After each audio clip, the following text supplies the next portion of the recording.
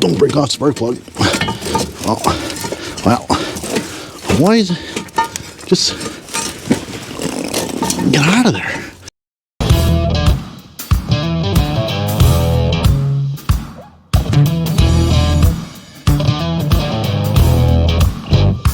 Check engine light is on.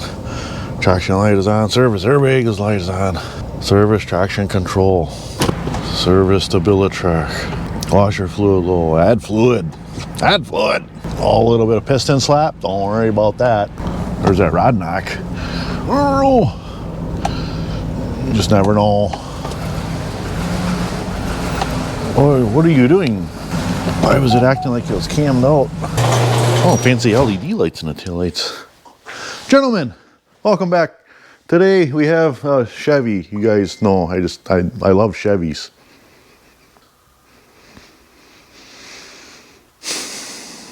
So, what's not wrong with it? Running boards don't work either.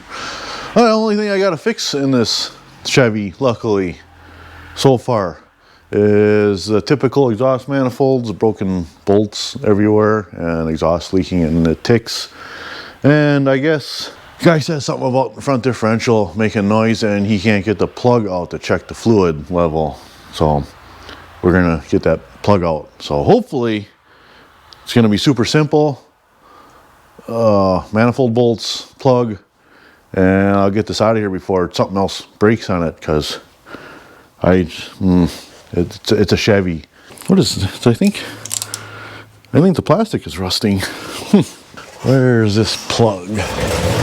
Oh yeah, I guess this is the fill plug, and you can see just rounding it right off of there. It sure don't look like it. This guy told me he had this. He heated this up until it was just red, and couldn't get it to break loose. There's a rubber hose right here, and that's not even melted, so I don't know.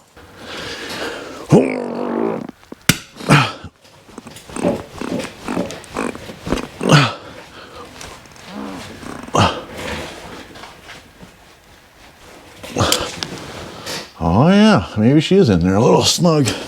We're gonna escalate the situation to Escalade.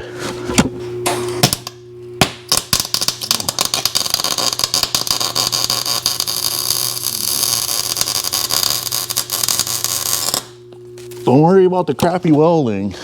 Welding blind down on that hole, but you can see all that heat will let that soak through and actually cool down, because it'll expand and actually make this plug stuck in that hole when it's hot. So we'll wait for that to cool and shrink back down, and hopefully we'll put a wrench on here and she'll just wrench right off.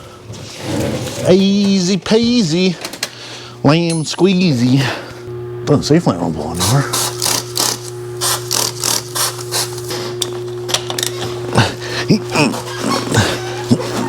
I don't feel like it's. Is that coming out? Nope, she's stripping off. Dang it! That initial weld only got that little corner. We got to get the whole thing.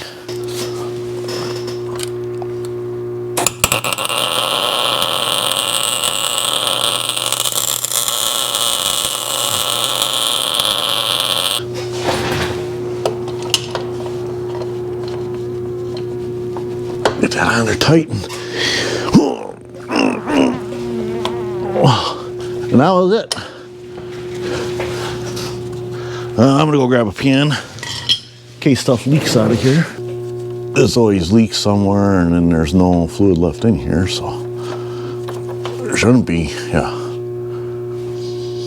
Ooh, she smells like a Chevy. So that nut will just stay like that now. Fixed. Something in there? Oh, wait, oh my gosh. I mean, you wipe it away, you can't even see my finger underneath it. It's so black. And it smells just about like you would imagine. Well, she's pretty silvery. She's got glitter. She is full of glitter. Oh yeah. Oh, it's full. Yeah. There. That's fixed. Okay, onto the exhaust manifolds. All right, so this guy says, well, obviously we're missing a bolt up in here, and we're missing the furthest back rear bolt way back there on the exhaust manifold. And this manifold, man, she's crusty. I would typically replace this by the time I got this out of here, but he just wants to get it out and new bolts put in. We'll see when we get it out how bad it really is. I don't know. I forgot to push record. We're breaking free of the first bolt here. Chevy's weird ass odd metric sizes, 13, 15. Let's not use the standard sizes. Standard 10, 12, 14. Like everybody else. No, they gotta be different. Well, just come out of there. There's one. Make sure that socket's on there all the way. Oh yeah, she breaks free too. Oh, nice. You would think I would use like power tools, air tools. I mean, I got a air ratchet hanging right there, 3 feet away. But no, here we are, struggling. That's all I've ever known, a struggle. Everything I've ever done my whole life has all been a struggle. There's two. Then we'll get this far back one. We'll save this one up in front for last, because you always save the easier fastener for last. So when all the weight of everything is hanging on it and stuff, you got it easy. Where do you pry on? Is there spots to pry?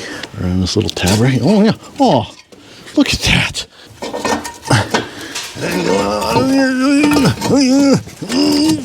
Don't break off the spark plug. Oh, well.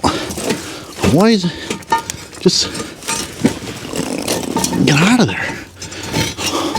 Why you gotta fight me all the time? What is going on?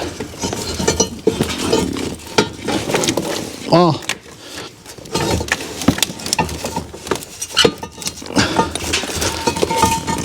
Just come on. Come on, Neil. Oh. Get that gasket out of there. Just, there we go. There we go. There we got her. So you can see the carboner on this port. This is where it was leaking the worst. This rear port leaking a little bit up in there, but I mean, I think you guys can see like how crusty this manifold is. That's why usually when you have problems with these, typically when you get them out, you replace them. I mean, there's so much pitting on this outside here, especially on this forward port. That material is darn near paper thin right there. So even if you go through and clean this up and put it back in, it ain't gonna be long. And most of the time they crack. This material is so thin that it goes through thermal expansion and contraction, and it'll crack somewhere, sometimes all the way around the runner. But this guy did not get new ones, and I don't think he wants to. So I don't know. I mean, I can put it in a mill and mill it, but is that even worth the time? I'll let them know my findings and we'll go from there. So here's the forwardmost stud bolt that broke off, and we got a good chunk sticking out here. So first attempt here, we're gonna try it just with vice grips. Little chunk of a stud, stick it out. Now is that gonna turn? Yeah. Oh, sweet. Go back and forth a couple of times, work it. Oh yeah. Man, I hope that back one comes out like that, because that's the one I'm dreading the worst. Didn't even have to put the peanut butter on her. There she is. Success. On the first one. Oh, we gotta get that one way back there. How about that? Just don't bump it.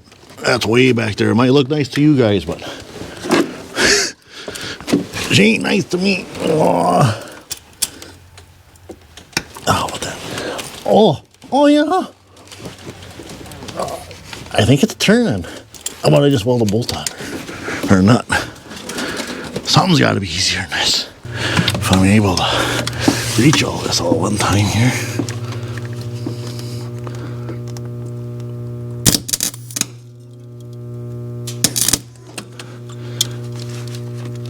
Okay, nut is stuck. I turned the juice down just a tickle so we don't just obliterate this nut before we get our welded on there. There, hopefully that'll do.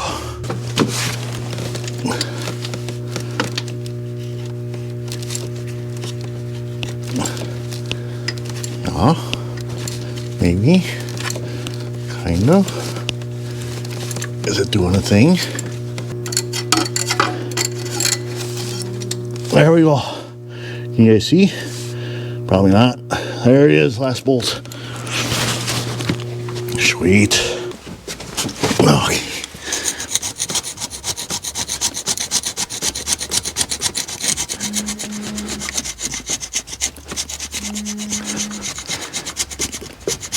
Well, I was talked into machining these manifolds.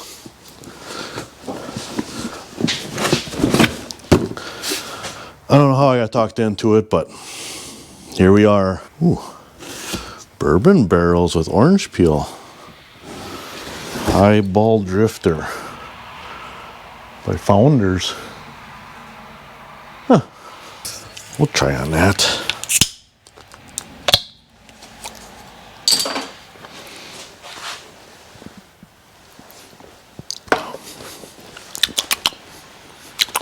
Bourbon. I don't know about the orange. Tastes like an old orange or something, kind of. All right, so we're gonna machine these manifolds. Actually, this is the first time I am machining something on this mill. I got this mill. If you saw previous videos, there's stuff about this mill, but I've drilled on it. It's my drill press. This is the first time machining something. So, man, we're gonna see a lot of issues here. This is not optimal clamping down of this part. It would be nice if you could use the holes and nuts and stuff, and you still got to pull them out when you come to them, and then go over it and then put it back in behind it. It's not optimal. Perfect scenario here would be clamping this all down on parts that would clear the mill, so you can just come across, never unclamp it, because that would be best. But we got to do it this way. It's not going to take off any material on this back port. This is pretty low, this back port, and where it was leaking quite a bit. That was where one of the broken studs were. So I'm going to advance ahead here, turn on the mill. We're going to take off about 10 thousandths. I got about 10 thousandths dialed in to take off on the rest of this manifold right now. I'm going to plunge in and then pull this clamp, come across into this opening, replace this clamp, pull this clamp, come across to this opening, replace this clamp, undo this clamp, and finish it off. It's going to be moving around a little bit every time you take a clamp off and clamp it back again. I have it, basically on 1, 2, 3 blocks all the way across here. It's sitting fairly flat. It's going to cut a little heavier on the back side here than on the front. This is the wrong cutter for this job. And it is the wrong inserts for this cutter for this job. These are round inserts, so they're like, you can index them 360 degrees. They're nice for that. They're nice for a finish because they have a nice round edge on the bottom, so they make nice finishes. But they're not great for cast, rusty cast, this scaly crap. A lot of that cutter rides in that scaly crap, and it's going to be just destroying these cutters on here. There's only 2 on here. There's supposed to be 4. So typically you'd want like a sharp edge, like a 90, a cutter that's in a straight, has a straight corner, because you can dig in, get underneath that scale and that rust on the top, and cut out from underneath it, and then that cutter doesn't get abused as much. This is gonna be a something. 5, 10 thou. And lock down the knee. I think that's locked that way. Or is it that way? Or does it matter? and they lock that way.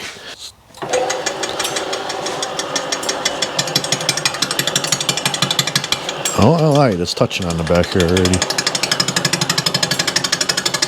It's right there. And then, yeah, I'm going to be stopping it every time here when we change clamps. That's another no-no, especially with carbide bits, but what are you going to do?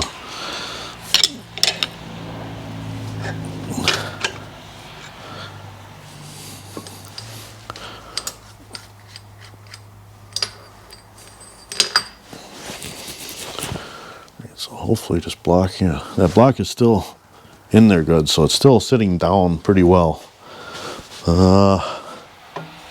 Yeah, it should clear, or it should be good. Oh, that's way fast. We'll go there.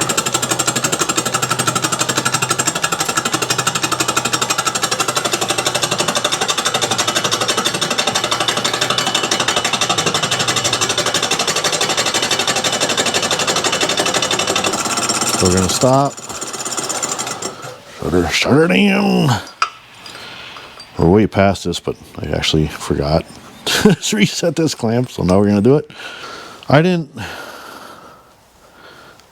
tram anything, so that very well could be one of the reasons why it's lower in the rear than the front.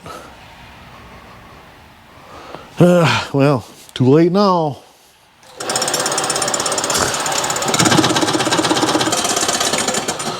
A bad place to stop too is right in the middle of an exhaust port, but just ignore that. That wasn't bad. I don't think there's much spring back in this.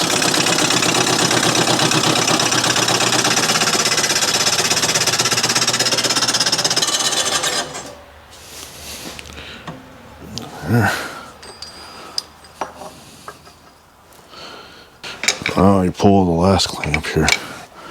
These are kind of the most scariest because now this whole end out here is just hanging out. The end is cutting nice.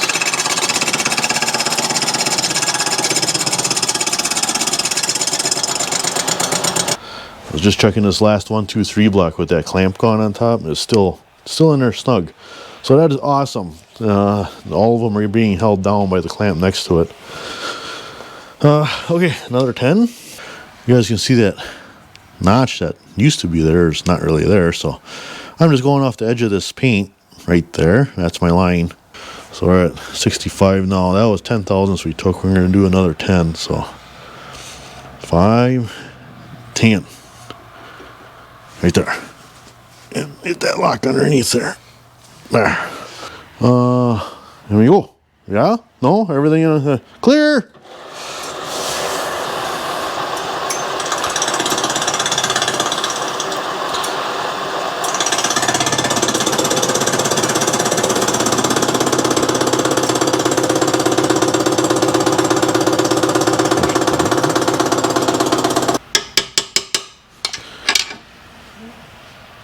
There. Then we pull this one out. And we continue. Be good. Oh, she's good. All right.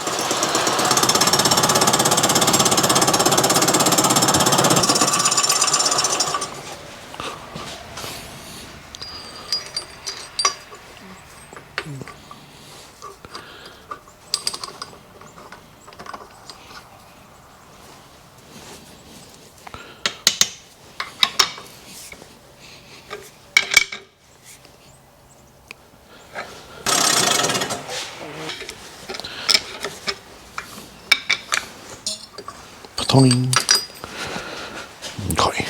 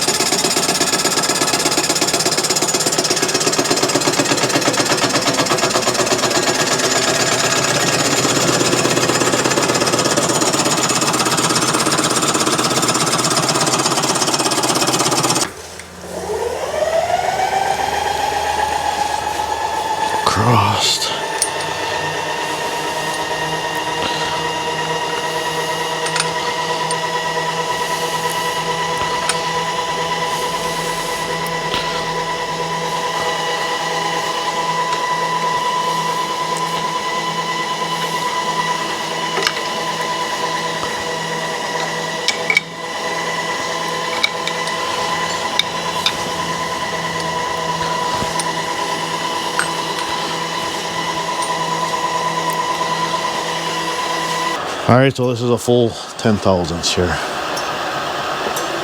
Cut.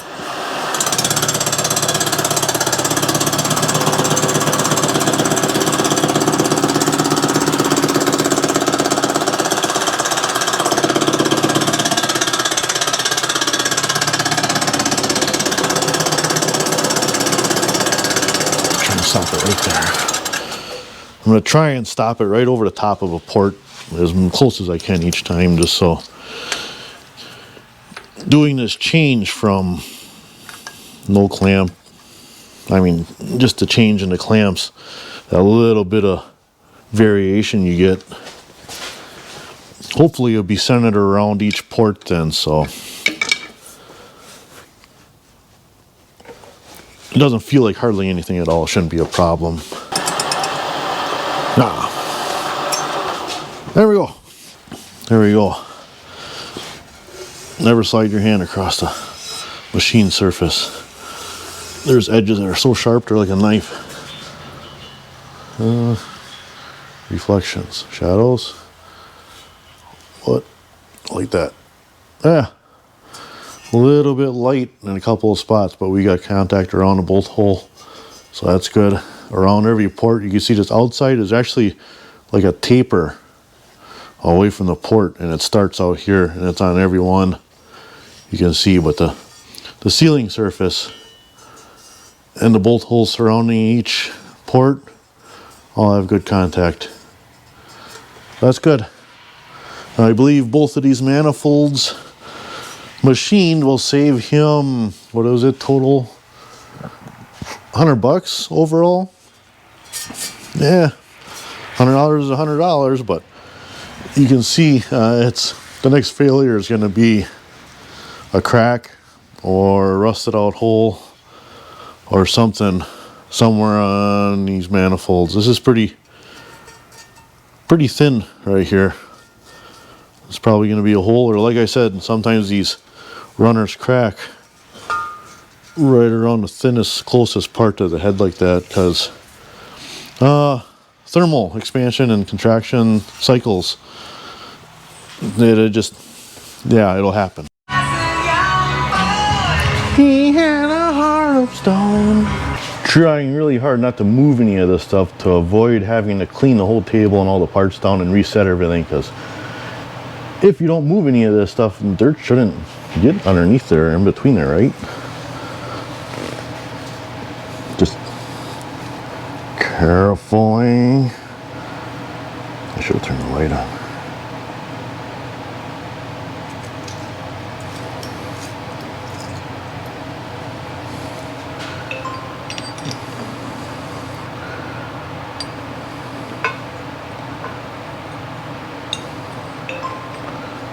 Wow, why is it dinging? It's overhanging that slot, but just ignore that. So, ooh, way, oh, your horses. So this one should take 10 all the way across.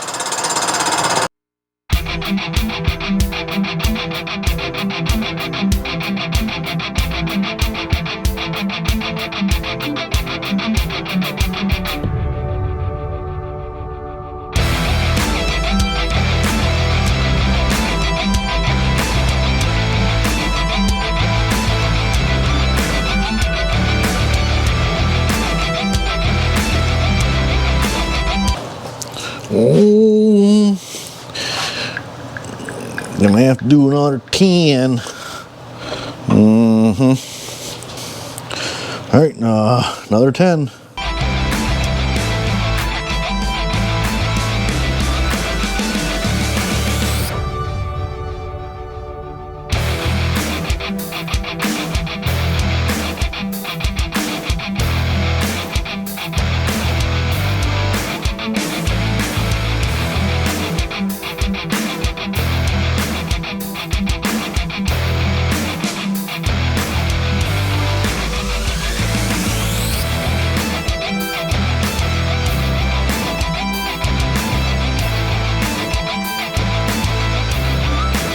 I guess I could have been showing you guys some of this stuff.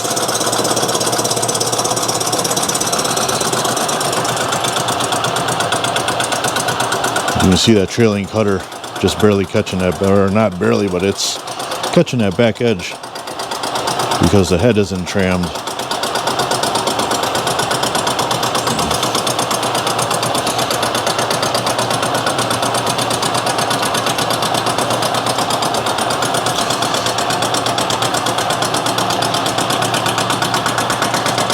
It's leaving a beautiful finish though. I mean, that is really nice. Not too bad for a mill that was thrown away and left outside in the parking lot for a year or more.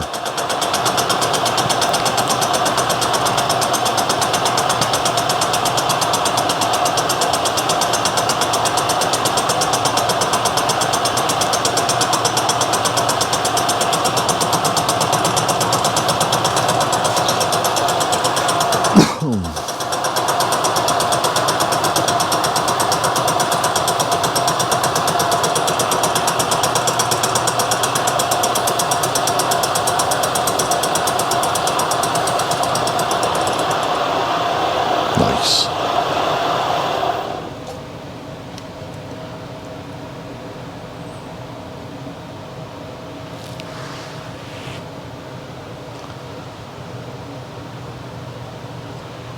Yeah, I'm happy.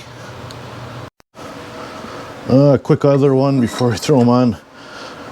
The heat shields were, the driver's side was completely missing. I don't even know where that one is. There's nothing really over there. It's pretty open on the driver's side. So heat shield on that side is, and you can get away with that. Passenger side, it was just barely hanging on by this rear bolt. So I'm gonna try and get a couple of these other ones out just so I can get some washers on that heat shield and get that heat shield back on here. Trust me, you can trust me, I'm laughing too. I don't think any of these are coming out. Let's see what happens. I stuck a 10 millimeter on here, thinking everything else is asymmetric. It was loose. This is actually a 3/8. I just want to see. I'm not going to put a lot of torque on it because I want to do things to it. But I just want to see, like, is this even a... Oh, what? You've got to be kidding me. There's no way.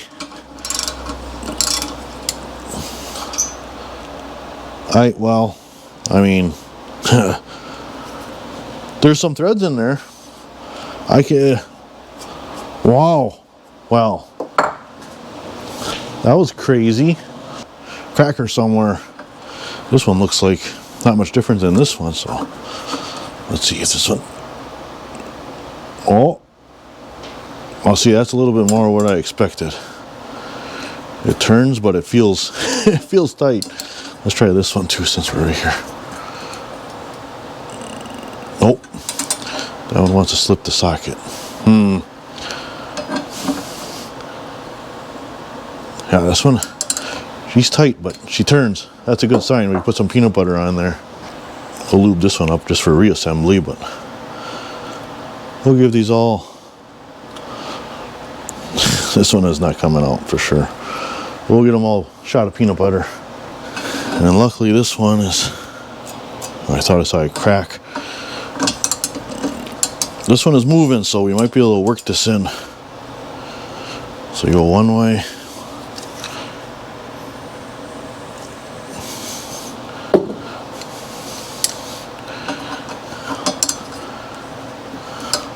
Try to work that peanut butter in there. The more that we can get out and get washers on, the better chance this heat shield has of...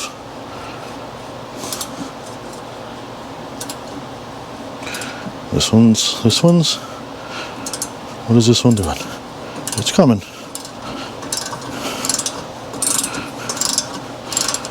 Doesn't feel great, but it's, well, it's out. Get her worked in there. Crazy down. Oh. Oh, yeah. Oh, she turns nice-ish. What is this? So that was like that. Oh yeah, that one can't even get a washer on that one. That one no washer. So yeah, this one, these are, nope, I need a bigger washer on now.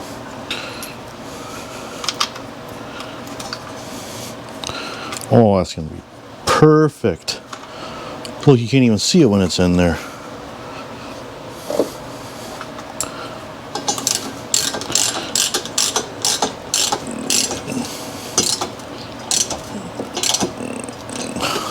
Oh, there.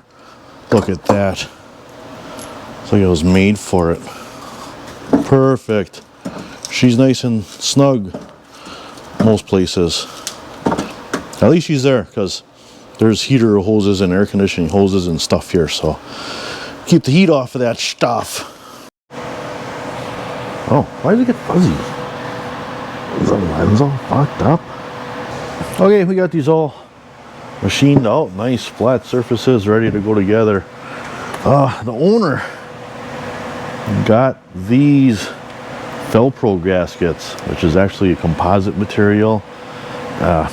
These, I don't like these.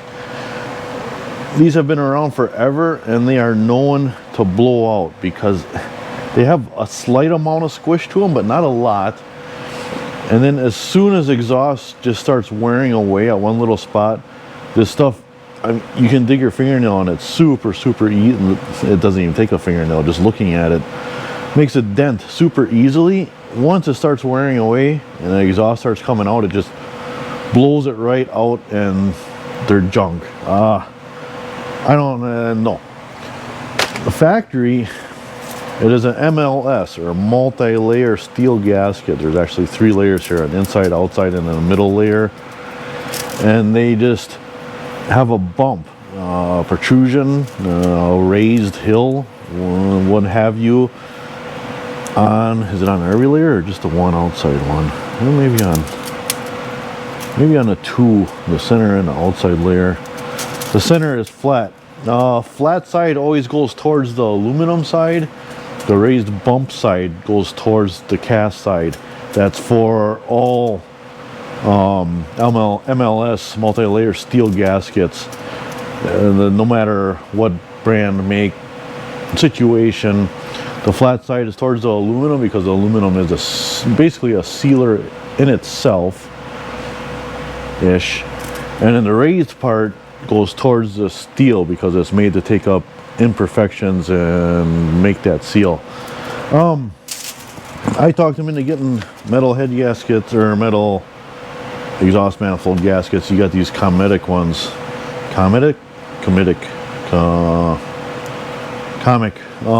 gaskets, and look, they look pretty much identical to the Chevy ones, the OEM ones. There's like no difference even where that little step out right there is. They have it in, I mean, it basically could be the GM gasket, just missing the GM stamp right there. Everything else is just, I mean, it is right down to the T identical. Even where they weld them, do the tack weld, put that over the top, and it's perfect mirrored image. So yeah, I'm sure good gaskets, but we got those, and then the one donut on the one side, driver's side, that goes on the bottom. Yeah, this is probably out of frame out here, but it goes on the bottom of the manifold. That one is another one that gets crushed, and you can probably get away with using it a second time. I don't know. Well, we're here, we're gonna do it. I'm gonna do something, and I'm gonna do it first, and then after I do it, I'll explain why we do it. This is gonna blow your mind. Wild times.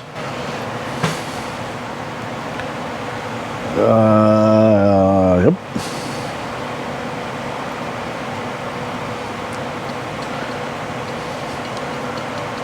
Pretty sure the internet maybe have just exploded now. You guys still there? You guys like, what in the hell is this idiot doing? And I'm sure half of you probably left right now. They're like, nope, not gonna watch this idiot anymore. Don't worry, I just calm down. I'll explain. Some of you might actually know already why I am smearing anti-seize all over these. And now some of you are like, anti-seize, what? It's not gray. Or we'll go over that in a minute here. Just bear with me. I know I didn't even start drinking yet today either. This is all on purpose. I'm gonna smear that around. Make sure that it gets a coating all over that new bare metal. So this stems back. The initial reason why we're having to do this job is because of multiple issues here. And this isn't just Chevy. This is Ford. I've done it on Fords. I've done this on Dodges. I've done it on Chevys. Pretty much every make out there. Did I do it on a Honda? I don't know. The issue we're having here, and there was a group of guys, well, a bunch of guys, on the Ford Truck Forum. I'm a member on there, and have been for a long time, since even late 90s, I've been a member. Yeah, back when computers were a thing and there was no looking at anything with phones. Anyhow, there was there's a bunch of conversations about it, but there was one very in-depth conversation about the 10-cylinder and 8-cylinder Tritons having issues with the bolts breaking off for the exhaust manifolds, just like this Chevy, exact same issue. And there's actually, like, there's Ford truck engineers on this forum even, and talk and conversation about why does this happen. Well, come down to a couple of issues, maybe three of them. Number one is the obvious one, rust jacking. Because of these multi-layer steel gaskets, the only sealing surface is this little ring sitting on this metal port. So all the rest of that exhaust manifold is basically, there's a little gap there and it's exposed, and it starts rusting. And it starts rusting right alongside of these edges of this gasket and across where the bolt holes are, especially the end ones. Those are the ones like on this truck. These are the ones that broke. The head of the bolt snaps off. So rust jacking gets underneath here and actually starts pushing this exhaust manifold away from the head. And that can and will and is probably a very big contributing factor of why the bolts snap off in these exhaust manifolds. And like I said, it happens all of them, Chevy, Ford, Dodge, you name it. You got a cast iron exhaust manifold, studs and bolts break off. Years ago, when you had these big gaskets that covered almost the whole entire surface, wasn't as much of a problem with the rust jacking. Now, on to the second reason we talked about and was the big in-depth deal. Nowadays, well, not all, but nowadays, many, if not all maybe now, motors, especially the heads, are made of aluminum. Aluminum and cast iron expand at different rates with heat, temperature, thermal cycling. Typically, an aluminum head will expand faster than cast iron. However, this is a cast iron manifold. The heat is hitting this first. Either way, there is thermal expansion in the aluminum head and the manifold, and because they're different metals, they expand at different rates and amounts. Cast iron, I forget which one. I don't know if aluminum expands more or iron. Cast iron also expands and contracts thermal cycles different than like a solid chunk of metal, but that's a different subject. Anyhow, so these two parts are expanding and contracting. Every time you start that vehicle up, every time you drive it a little ways and shut it off. The start up, shut off, going through the thermal cycles, expanding and contracting. These parts are basically like sliding on each other because they're expanding at different rates. They not a lot, but I mean there's a little bit there, and they expand a little bit, and another one catches up, and then they contract a little bit, and another one. They're constantly sliding on each other. That is the one other point of possible issue with these bolts snapping off, is that contraction and that thermal cycling is working that bolt back and forth, back and forth, back and forth, back and forth a little bit over and over and over again. And that comes back to like when we talked in that video with the trailer about fatigue. And here again, that moving, wiggling back and forth can fatigue that head of that bolt, and eventually it pops it off. That's two possible reasons that these bolts snap off. If there's a third, the bolts maybe are too small, worser materials, which honestly I think fasteners and bolts and everything have come a pretty long way since many years ago, but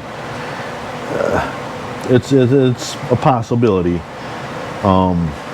Typically manifolds and stuff uses smaller fasteners nowadays. Like these aren't super big. Years ago this would be what would it be, a 3/8 bolt, and then this is 1/4 inch.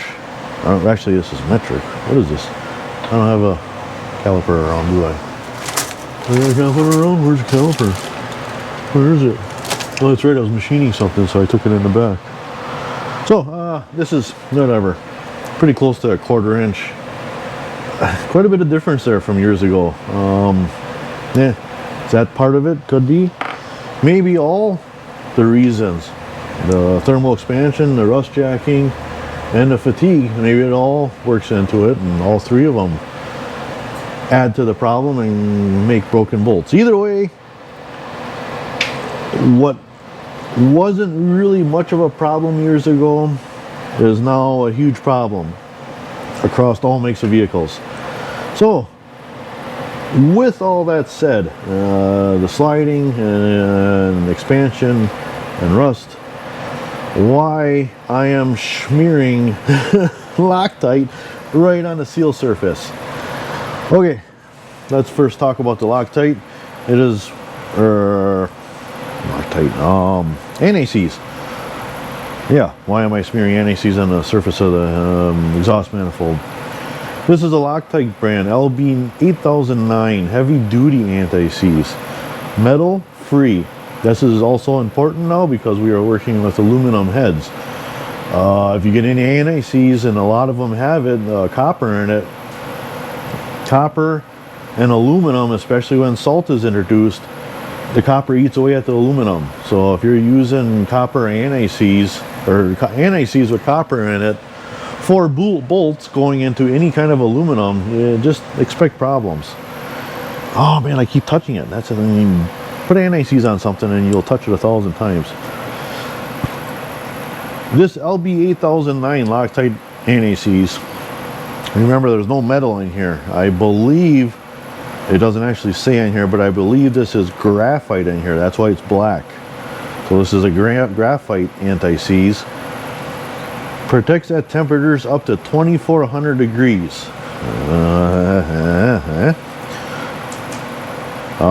And provides excellent lubricity to all metals. It is recommended where copper contamination must be avoided, aluminum heads, under conditions of extreme pressure and temperature, and with stainless steel, titanium, and nickel alloys. So, slippery when it's hot, and slickerly when it's aluminum. Actually, I forgot a couple of things here. We're talking about that slipping. We want the head of the bolt. to be able to slip. You know, you guys are still think I'm dumb. It's all right. Honestly, I probably would too. I will say this is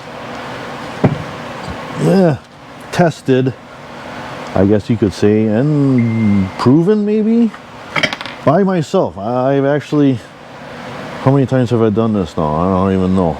I've done lots and lots and lots and lots of exhaust manifold jobs just for this reason. I mean, there's been other reasons. We want these parts to be able to slide on each other, and that is the reason for the antifreeze on the gasket surface. So when you bolt this all together, and I'm still going to use a gasket, and you get this gasket in here, these parts are going to be able to slide freely, and there's not going to be a lot of friction there. You want them to be able to slide freely. It's not going to have problems with sealing.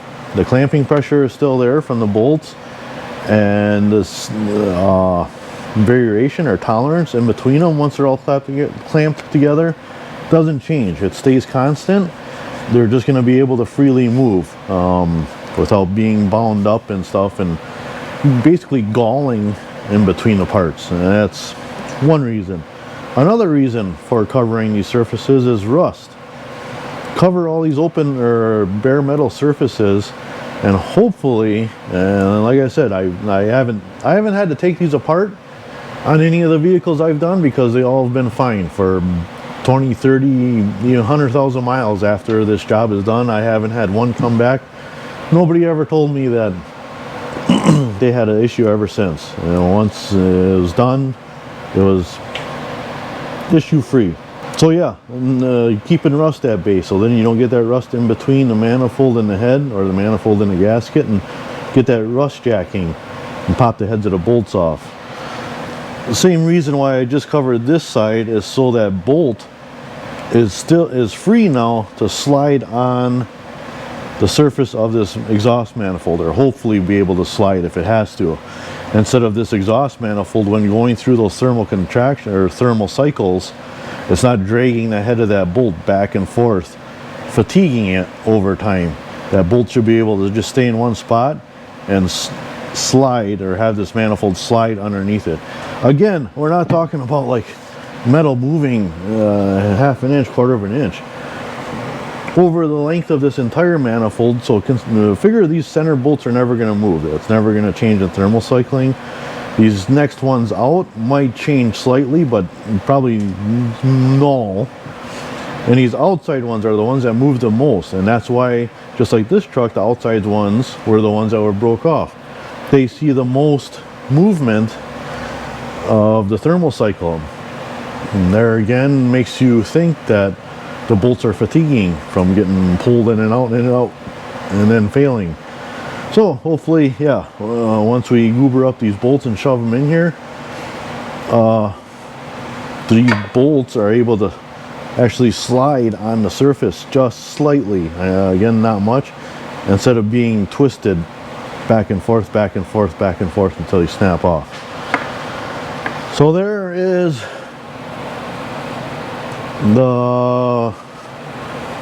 I'm sure, you know, it's a debatable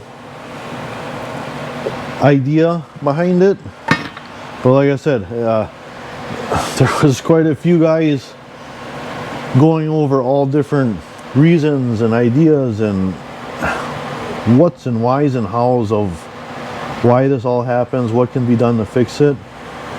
It was a process that was talked about. A couple of guys tried it. It worked. Other guys started using it, me included. I started using the same process. Haven't had a problem with it since. Even our own personal vehicles, I've done a couple of those. One of them being that Expedition. When I got that, or when we got that Expedition, and we got it cheap because a bunch of bolts were broke off in both of the manifolds, and it was loud and obnoxious. And I did the job on it. That was, I think, 50,000 miles ago on it, and it is absolutely perfect to this day. We live in Wisconsin. We see salt constantly, you guys haven't seen outside, there is snow outside. And actually that expedition is right up there. Yeah, we get a lot of salt. Vehicles just totally rust apart here. And there too, I haven't had a problem with them since. So, this is the way I do it. Right, wrong, who knows?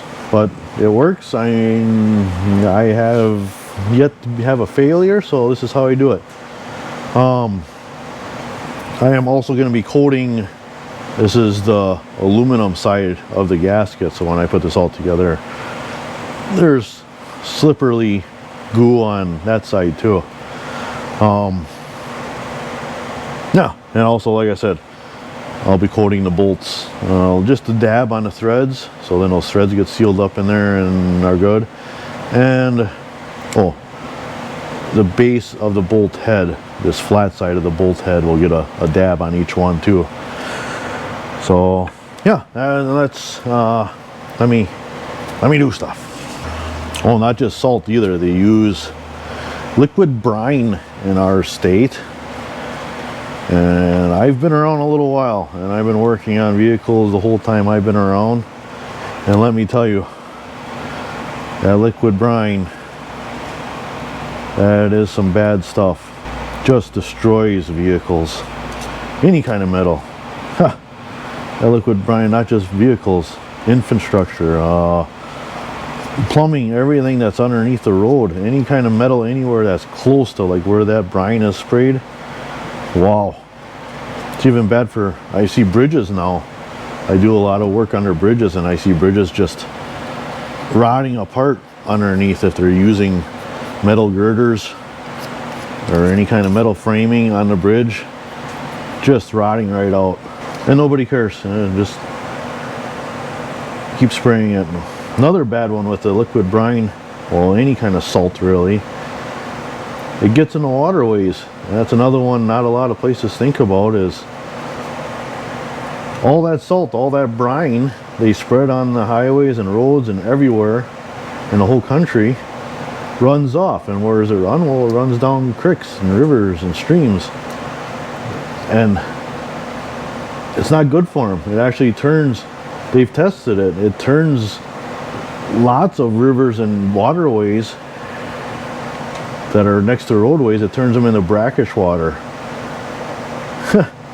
And fish, minnows, crayfish, anything that lives in that water, it's not made to take brackish water, so it just kills stuff right off. Oh, vegetation, all the vegetation and stuff. Yeah, not good stuff at all whatsoever.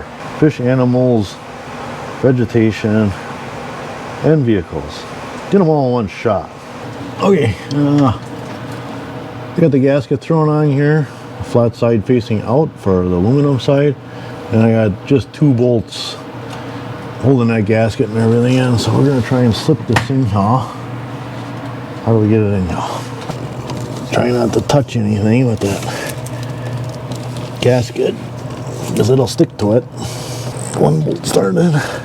Yeah, if for whatever reason I forget to edit it in, or I miss it or whatever, I took a Bondo pad and with, what was it, 600 I think grit, I went across that surface of that head a few times just to clean it up, and then the holes I tapped just to get the junk out of them. So everything should go together pretty slickerly here, and we will get every bolt started before we crank anything down.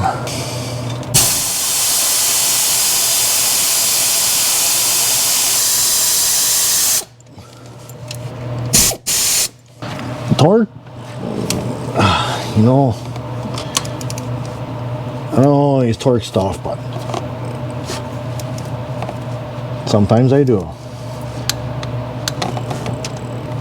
There's a different measurement, you get a different reading, you get a different outcome depending if you got lubrication on the threads or not. So they're calling for 18 foot-pounds, and you're doing these at 18 foot-pounds dry, you're getting a different clamping force than what, say, we're getting here with that never sees on the bolt threads and heads. We're actually getting more clamping force because it's lubricated. Just going over all of them, check them one more time. That side is good. I'm gonna throw the other side on, and I'm gonna go down below and get that Y pipe on, and this job will be done. Look at the old driver's side donut and the new one. Make sure they're the same size, same diameter, inside diameter. Yeah. Now, I should have dropped it on when I was in top there, but I forgot, so now we're sticking her in when we're down here.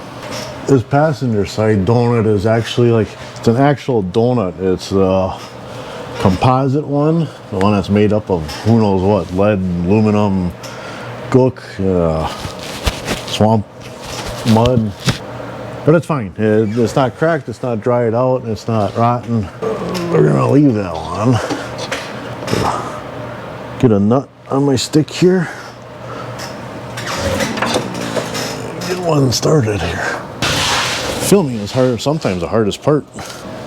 Wow, it's the shadow. The next nut is going on right now.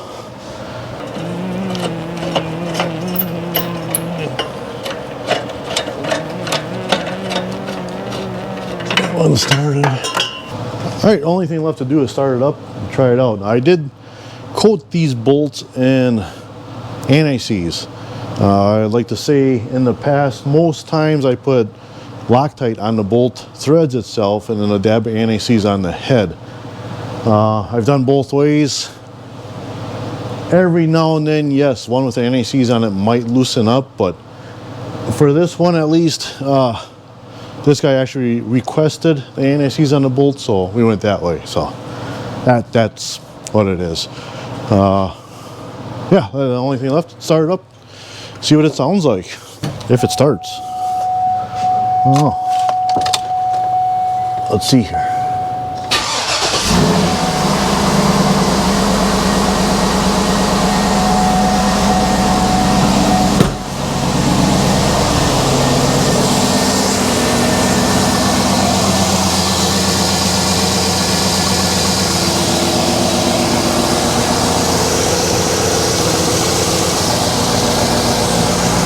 Still going? Yeah. Yeah, there's stuff all over. It's gonna burn off. Anti-seize and that PB blaster stuff for getting bolts out. I think it's something inside the heat shield. See, it's coming out from the edge of where the heat shield is on the manifold.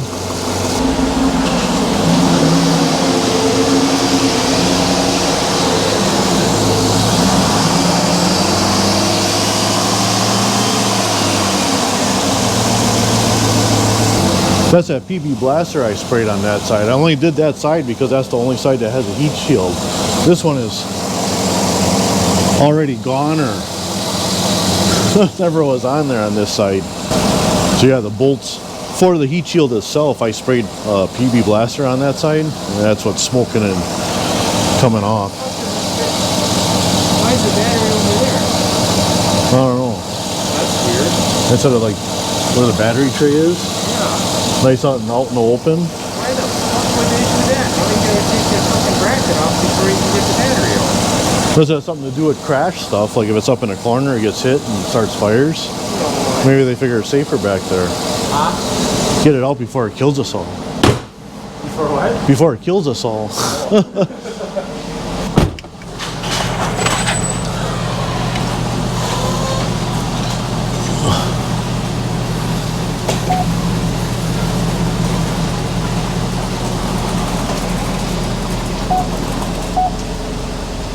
That sounds good. Thanks for watching, everyone.